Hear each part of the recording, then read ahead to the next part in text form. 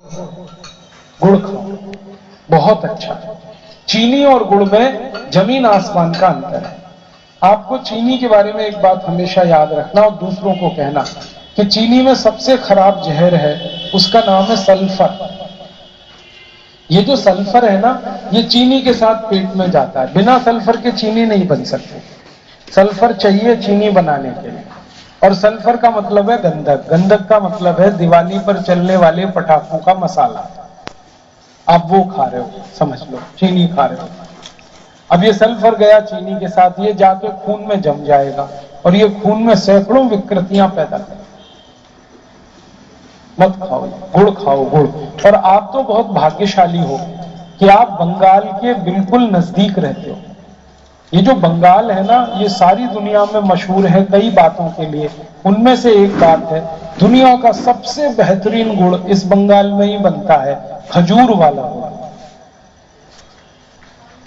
पूरी दुनिया तरसती है इस गुड़ के लिए। आपको अंदाजा है ये खजूर वाले गुड़ की कीमत पूरी दुनिया में 150, 200, 250 रुपए तक मिलती। सप्लाई नहीं कर पाते हम भारत की तरफ। तो आप तो बंगाल के नजदीक हो और शायद यहाँ झारखंड में भी खजूर का गुड़ बनता होगा, और ये इलाके में तो मिलता ही है आसानी से। जब सीजन आता है तो खरीद के रख लिया करो 10-20 किलो खजूर वाला गुड़, साल भर खाओ उसी को। गुड़ का दूध पियो, दही गुड़ से खाओ, चाय में भी अगर डालना है तो गुड़ डालो। हलवा बनाना है गुड़ का बनाओ, लड्डू बनाना है, मिठाई बनानी है, सब गुड़ की बनाओ। गुड़ खाया करो। और ये खजूर वाला ना मिले तो यही खा लो, गन्ने वाला, लेकिन गुड़ खाओ। मिश्री भी खा सकते हैं, लेकिन मिश्री शुद्ध होनी चाहिए। वो एक मिश्री आजकल चीनी से बनने लगी, वो मत लेना। ये जो धागे वाली मिश्री होती है ना, वो ज्यादा अच्छी है। बॉल गोल गोल धागे वाली, वो ज्यादा अच्छी है। आपको गुड़ और चीनी के बारे में एक जानकारी दूं जो हमेशा याद रखिए और आप सबको बताइए। आप खाना खाओ और खाना खा के पीछे से थोड़ा गुड़ खाओ, इतना सा, बस ज्यादा मत खाना। इतना सा गुड़ खा लिया तो पूरा खाना 4 घंटे में हजम हो जाता है। वैसे खाने को हजम होने में 6 घंटे लगते हैं, लेकिन गुड़ खाने के बाद वो 4 घंटे में ही हजम होता है। अब इसका उल्टा बताता हूं। आप खाना खाओ और 1 चम्मच चीनी खा लो। अब ये 1 चम्मच चीनी पूरे खाने को ही हजम नहीं होने देगी। इतनी तकलीफ है चीनी। इसलिए छोड़ दो इस चीनी को। जैसे ही आप चीनी छोड़ोगे, आप देखना आपका वजन अपने आप कम होना शुरू हो जाएगा। करके देखो इसको। जो ओवरवेट है ना, वो चीनी छोड़ के देखो, बहुत जल्दी वजन कम होता है।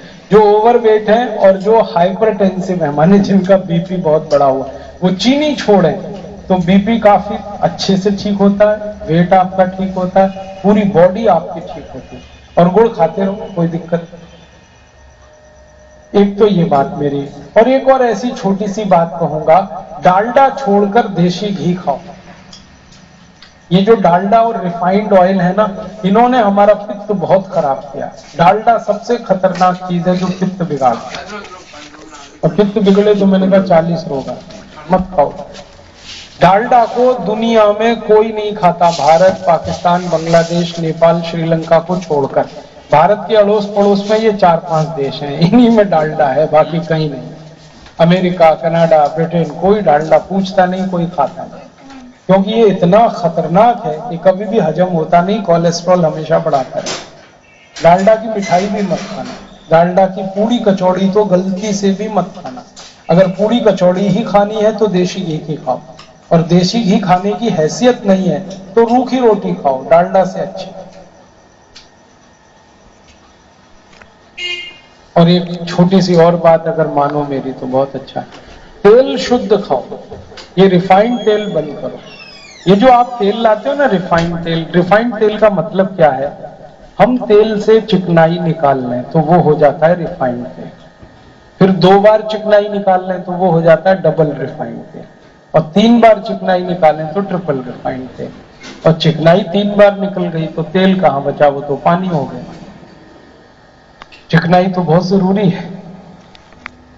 2 तरह की चिकनाई है दुनिया में, एक भगवान ने बनाई है और एक इंसान ने बनाई है। इंसान की बनाई गई चिकनाई से बचो, ये डालडा वही है।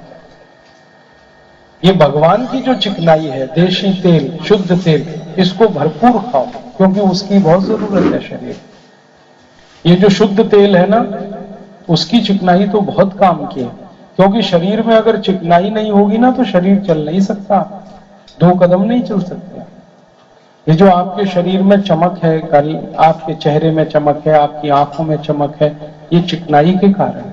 आप चल पाते हैं, ये चिकनाई के कारण है। करवट ले पाते हैं, चिकनाई के कारण। चिकनाई तो चाहिए, अच्छी वाली चाहिए।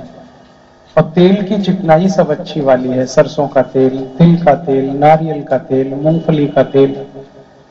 आप तो सरसों का खाते हो, आपके लिए वही अच्छा है, लेकिन मेरा ये निवेदन है कि ये शुद्ध खाया करो। अब शुद्ध सरसों का तेल मतलब है कोल्हू में जो निकाला हुआ तेल है वो खाओ, अच्छा है।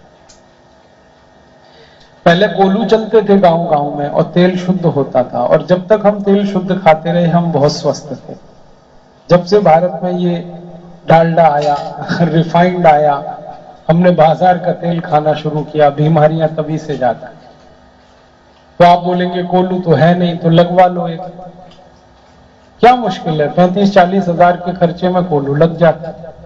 और 10 फीट लंबा 10 फीट चौड़ा, इतने स्थान में कोल्हू चल जाता है। एक बैल चाहिए, 10-12 हजार का बैल आता है, और उसकी मशीन चाहिए लकड़ी की 20-25 हजार की, कोल्हू चलेगा।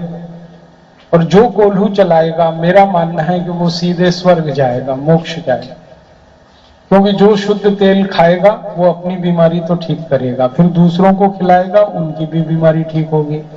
और स्वर्ग जाने का यही नियम है कि जो अपने दुख दूर करके दूसरों के दुख दूर करता है उसी को मोक्ष मिलता है।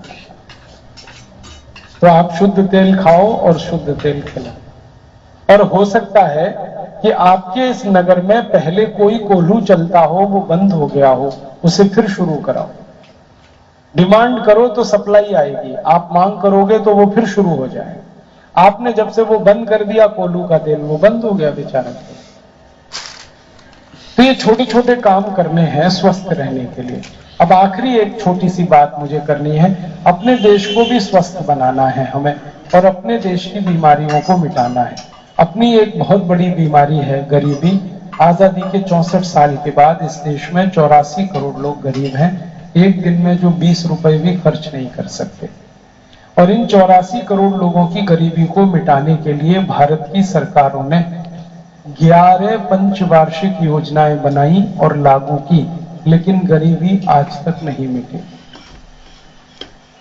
हमारी पहली पंचवार्षिक योजना बनी थी 1951-52 में। तब भारत के तत्कालीन प्रधानमंत्री ने ऐलान किया था कि बस ये पंचवार्षिक योजना लागू हुई और गरीबी मिट जाएगी। लेकिन तब से पता नहीं कितने प्रधानमंत्री आए और चले गए, गरीबी है कि मिटी नहीं रही, बढ़ती ही जा रही है, बढ़ती ही जा रही है। कैसे बढ़ रही है ये गरीबी, इसके बारे में हमारे देश के प्रधानमंत्री थे श्री राजीव गांधी, उन्होंने कहा था कि हमने गरीबी मिटाने के लिए अब तक जितने पैसे खर्च किए वो सब पैसे नेता और अधिकारियों की जेब में चले। तो नेता और अधिकारियों की गरीबी दूर हुई है, देश की नहीं। श्री राजीव गांधी कहा करते थे कि जब मैं किसी गरीब आदमी की गरीबी मिटाने के लिए 1 रुपया दिल्ली से भेजता हूं तो गरीब आदमी के पास 15 पैसा ही पहुंच पाता है, 85 पैसा बीच में ही लुट जाता है। अब 85 पैसा लूटता था 1984 में। अब स्थिति यह है कि किसी गरीब आदमी के पास 1 रुपया भेजा जाए तो 10 पैसा भी नहीं पहुंच पाता, 90 पैसे से ज्यादा लूट जाता है। और हर साल ये लूटखोरी होती है 18 से 20 लाख करोड़ की। अब हमें समझ में आया कि सरकार ने 64 साल में 110 लाख करोड़ रुपए खर्च किया गरीबी मिटाने के लिए। वो सारा पैसा कहां गया? वो लूटखोरी में, भ्रष्टाचार में चला गया, और वो पैसा नेताओं के बैंक खातों में जमा हो गया। हमारे देश में बहुत भ्रष्ट नेता है और उनकी संख्या लगभग 84,000 से ज्यादा है। उसमें से कुछ आपके झारखंड में भी है, आप सब जानते हो। तो ये झारखंड जैसे भ्रष्ट नेता पूरे भारत में लूट लूट के अपना घर भर रहे हैं और विदेशी बैंकों में पैसे जमा कर रहे हैं। दुनिया में एक बहुत बड़ी संस्था है, उसका नाम है टैक्स जस्टिस नेटवर्क। उनका कहना है कि भारत के भ्रष्ट नेताओं का विदेशी बैंक के खातों में 258 लाख करोड़ रुपए से ज्यादा है, और ये आंकड़ा उन्होंने दिया था 2006 में, और अब बता रहे हैं कि विदेशी बैंकों में भारत के भ्रष्ट नेताओं का 330 लाख करोड़ रुपए। तो लगभग 330 लाख करोड़ की रकम हमारी विदेशों में है। भ्रष्टाचार का ये सबसे क्रूर नमूना है। अब हम लोगों ने ये तय किया है कि इस भ्रष्टाचार को तो खत्म करना पड़ेगा, तब कोई समस्या हम हल कर पाएंगे, क्योंकि हर जगह ये